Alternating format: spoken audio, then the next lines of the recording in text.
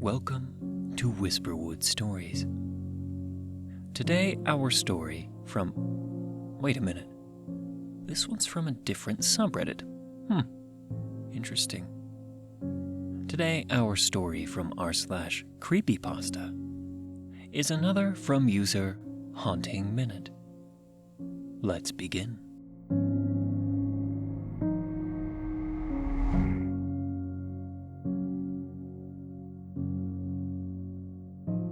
Why do you keep remembering? Some things aren't supposed to stick with you. That's what I keep telling myself when it started. Just another meaningless thought. Just static. No, not static. More like a splinter, but it stuck. The words weren't even mine. I don't remember ever hearing them before. Not in a movie, not in a book, not in a conversation. But they came anyway. Like a splinter you don't notice until the infection sets in. Why do you keep remembering? The first time I heard it, I was half asleep, brushing my teeth. My reflection was fogged over from the shower. Just the faint blur of a figure in the glass. And then, clear as day, like a thought placed carefully in my head, why do you keep remembering? Remembering? If you're reading this, don't laugh. It happened. I know how it sounds. I spat, rinsed, shook it off. Weird phrase, sure, but who hasn't had a random intrusive thought? I didn't think about it again until the next morning, when it happened a second time, and then a third, and then it wouldn't stop. It wasn't just in my head. The first note was on my desk, a sticky note, pale yellow, maybe green, I can't remember right. I swear it was pink the first time. Doesn't matter. It was there, written in thick black marker, each letter jagged, slightly leaning left. Why do you keep remembering? I threw it away. The second one was on the bathroom mirror. Same words, same marker. I stared at it for what felt like hours before peeling it off and crumpling it in my hand. By the third, I was shaking. This one was different. It wasn't on paper. It was on skin. My skin. I woke one morning with my forearm itching. When I rolled up my sleeve, the words were written across my flesh in black ink, smeared slightly. Why do you keep remembering? I didn't mean to write that there. My hand just slipped. No, not slipped, something else. I scrubbed until my skin burned. The ink came off, but the words didn't leave me. The dreams always went the same way. A hallway stretched too long. The walls sweating mildew and carpets squelching faintly under my feet. At the end of it, a door. White paint chipped and curling, a brass knob tarnished green.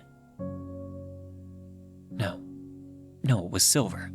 I don't know anymore. I wrote green before, but when I see it now in my head, it's silver. Both?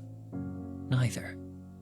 And always that same pressure at my back, like someone standing over my shoulder, breathing into me, asking, not aloud, but inside my bones, why do you keep remembering? The first few nights, I stood frozen before the door. I didn't touch the knob. I couldn't. There was a pressure in my chest, something odd, something heavy that told me not to. But the dreams kept coming night after night. Same hallway, same door, same feeling of something behind me, breathing softly waiting. On the 5th night, I got closer. I reached out and my fingers hovered just above the knob. The air was thick, warm, almost sticky. I told myself it was just a dream, but my hand wouldn't move. On the 6th night, I touched it, just brushed the metal. It was cold at first and then warm, like someone had been holding it from the other side. The 7th night, it turned. I didn't twist it, it turned on its own, beneath my fingers. That was when I started locking my bedroom door at night, sleeping with the lights on, hiding the mirrors. It didn't help. On the 9th night, I heard the click, the lock, turning, not in the dream, in the room. I woke up screaming, drenched in sweat, and there, on my nightstand, was a folded piece of paper, written in my own handwriting, off and jagged, like it had been rushed. Stop before the door opens, all the way. The next day, I tried not to think about it. I went through the motions, coffee, emails, dishes, normal. But I felt them watching. I don't mean neighbors or people. I mean the memories. Like they were standing in the room with me, waiting for me to slip. And maybe I did. I swore I wouldn't sleep. I left the lights on, drank coffee until my hands shook. Anything to keep the night away. But exhaustion always wins, and when it did, because that night the door opened. I didn't want to. My hand moved anyway, like something inside me wasn't mine anymore. The lock clicked. The knob turned, the door groaned as it swung open. The smell hit me first. Damp concrete, copper, rot. Then the sight. The room was small, low-ceilinged, concrete walls streaked with dark stains. In the corner, something slumped, folded into itself. Not something. Someone. Her. Her hair was matted and stiff. Her face was gray. Half-collapsed, eyes wide and unblinking. Her lips parted and moved. At first I told myself she was a stranger, some nightmare stitched together from every fear I've ever had. But the longer I looked, the more details slid into place. The scar on her chin, the curve of her mouth, I knew those things. I had always known them. But it wasn't her voice. It was all the voices. All the whispers. All the notes. Why do you keep remembering? I fell to my knees. Not in fear, not in shock, in recognition, because I knew her, because I remembered. I remembered the fight, the screaming, her nails dragging down my arm, leaving burning trails of blood. I remembered the weight of my hands closing around her throat, the way she kicked, thrashed, the way she went still. I remember dragging her here, to the concrete room, to the door I swore I would never open again. If you think I'm lying, stop reading. Just stop. Because why do you keep remembering? I didn't mean to write it. My pen, it keeps doing this. I stayed inside again the next day. Curtains drawn, phone off, and still the notes appeared. One slipped under the bathroom door while I showered. One taped itself to the inside of the fridge. One slid out from under my pillow when I lay down. fluttering to the floor like a moth with broken wings. No, that's not right. It was already on the floor when I woke up, I think. I don't know. I keep mixing them up. Why do you keep remembering? I tore them up, burned them, flushed them, but no matter what I did, they came back. And worse, my own handwriting began to betray me. I tried writing out my grocery list. Halfway down the page, without realizing it, I had written the phrase again. I opened my journal, old entries from months back, entries I remembered writing half-shifted. The words were still mine, still familiar, but buried in between the sentences, squeezed into the margins, jammed between paragraphs.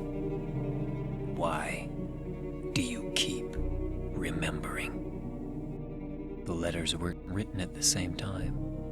I could see the ink had faded differently, as if they had always been there, as if I had always been haunted. Last night, I woke up standing at the door, not dreaming, standing there in the dark, hand on the knob. My apartment was gone, the walls, the furniture, all of it dissolved into nothing as if it never existed. There was only the door, and behind it I heard them laughing. Not screams, not whispers, laughing. Like they knew something I didn't. Like the joke was on me. For the first time, I saw the room. It wasn't a single space. It was endless. A hall of mirrors stretching in every direction. Except the mirrors didn't show me. Not exactly. They showed them. All of them. Every face I tried to bury. The man with the jaw I shattered. The woman with broken glasses, blood down her blouse. The boy, dirt packed under his fingernails. The girl, her ribbon slipping loose from her limp hair. They looked at me from the glass, not accusing, not sad, just knowing. And when I moved, they didn't follow my movements. They stayed frozen, reliving their final moments again and again. The weight of it broke me. I sank to my knees, clutching my head, whispering apologies I didn't mean. The room didn't care. The mirrors didn't blink. That's when I heard it, a voice behind me. Calm, patient, familiar. Why do you keep remembering? I turned, expecting to see her, the first one, the one who started all of this, but it wasn't her. It was me. Another version of myself stood in the doorway, smiling. Hands clean, eyes clear. The version that had lived free all these years, pretending nothing ever happened. I crawled toward him, begged him for help, but he only tilted his head, like studying a specimen, and said, "Because I made sure you would." And then he closed the door. They circled me, hands reaching, fingers clawing. Their mouths opened at once. Not screams, not words, just the same phrase. Same. Why do you keep remembering? Why do you keep remembering? Why do you keep remember? My pen slipped again.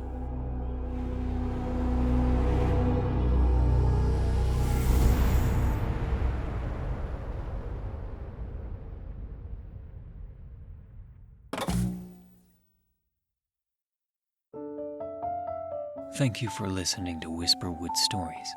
If you enjoyed, don't forget to comment, like, and subscribe down below. Do you have a story that you'd like me to read here? Consider commenting or sending it to whisperwoodsubmissions@gmail.com. The story in this video was read with the author's permission.